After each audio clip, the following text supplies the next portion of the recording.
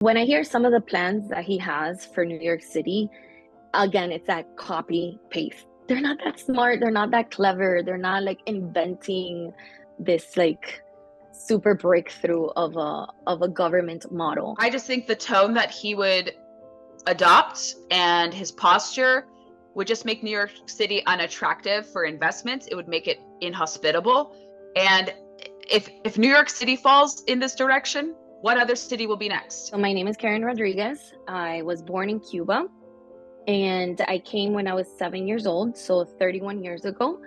I am currently a teacher for Miami-Dade Public Schools. So my experience with communism, it started way before I was born. My grandfather and my aunt, so my mom's sister and her father, they came to the United States, to Miami, in the 80s during the Mariel boat lift. And this is Gabriella Hoffman, Director of Independent Women's Center for Energy and Conservation, and I'm also a first-generation American born to Lithuanian immigrant parents. My family fled the former Soviet Union. It's actually almost 40 years. Next January is going to be 40 years since my parents officially landed through New York City and ultimately arrived in California. In the former Soviet Union, it was 90% that the government taxed you. They seized the means of production. We had limited supply of food. In the Soviet Union, my parents recall not having a stable source of electricity. So the Soviet Union, I want to say, is like Cuba's dad, right? We did like Cuba, what they did was like a copy paste of the system in the Soviet Union.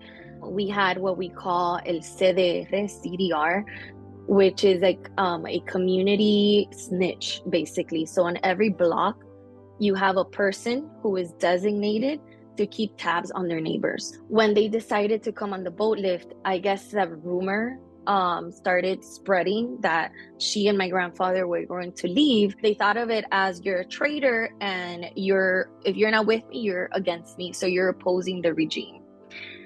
So these acts often included yelling, insults, throwing objects, vandalism, physical intimidation. And in my aunt's case, her neighbors literally dragged her by the hair through her whole block.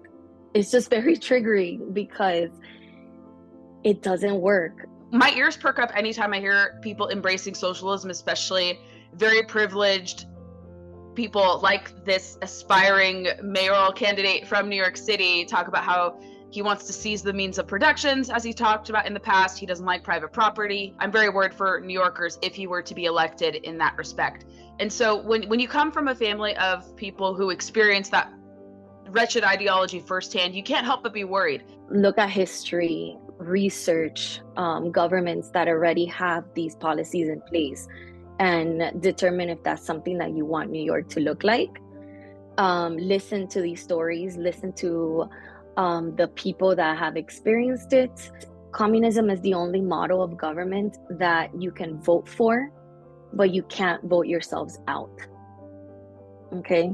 Once you're too far in, once you are, fully immersed in the communist experience, and you decide that that is not for you, that's when it's too late.